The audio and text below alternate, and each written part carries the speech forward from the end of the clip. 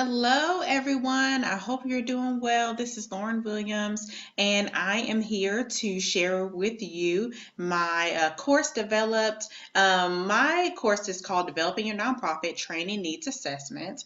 And so this course is really designed to aid nonprofit professionals or really professionals in the human service sector in general develop training needs assessments. I've worked in the public sector for a number of years, especially within nonprofits, and I have a love for nonprofits. But a course like this could really be beneficial. And I wish I had a course like this. Well, I guess I can take it now since I developed it. But this is so beneficial. So I'm excited to share it with you. And so this is the main, I guess, the home page. And right here we have the course information. So I have the welcome video, course information, and the syllabus. And I'll go ahead and click on that real quick so you can see. But the syllabus is it does have all of these sections for the course. Here we have my information, the course objectives, formats, helpful websites that we're going to use in the course, and then tech resources too, tutorials for them to make it a bit easier. Here we have the course schedule. Because this is a professional development course, we do not have grades per se. If they do complete the assignments, they do receive a 100. But I do note here in the syllabus that full participation is required, and a lot of it is depending upon their participation and feedback for their colleagues. And so we do note that. And so this is the syllabus, and then I do have a course checklist at the bottom for them also. And so if we go back to the course, let's see here.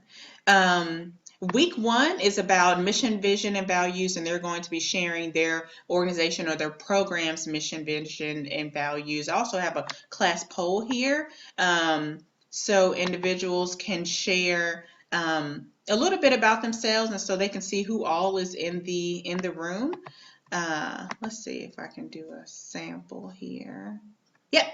And so, or who's all in the class. And so I have asking what their profession is, what type of work do they do, or the setting, do they currently conduct training needs assessments or whatnot. And so this helps me as an instructor, but also for the students in the course, so they can know that they're not alone and that they may have something in common with someone else in the class. And so we have several discussion forums here. And so in week 2, they're going to be doing a SWOT analysis of their organization or their program. And so this will help in the development of their trainings. In week 3, they're going to be doing an interview with a supervisor or a professional mentor and getting their feedback in developing the survey questions. So they're getting another perspective as they are developing these survey questions, and then they're going to submit the survey questions, the draft, to the instructor. We'll also have a BBB session, the first one that week also. In week 4, I actually used Dr. LeBlanc's Designing Effective Surveys podcast that we utilize in the Foundation's research course.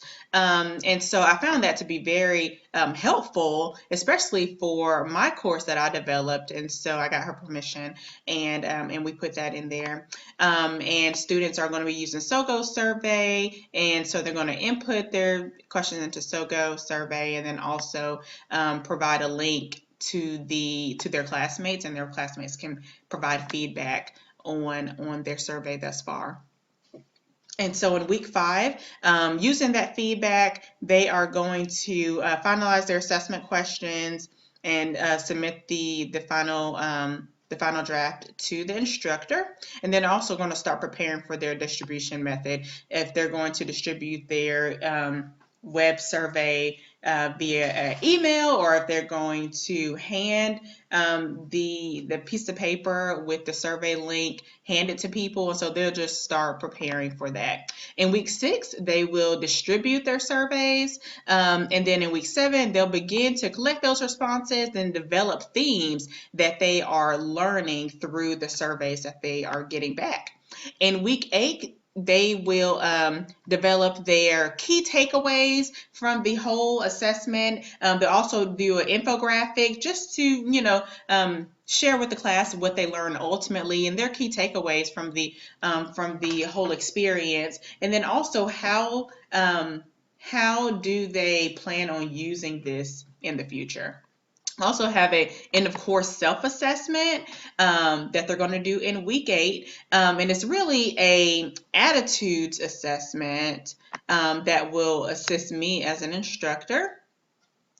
And so questions such as needs assessments are helpful in identifying organizations and programs, identifying training needs within organizations or programs. And so it's pretty basic. Is it important? How are they confident in developing? Are they confident in conducting the training needs assessments? What have they learned about themselves? So it's a little self-reflection.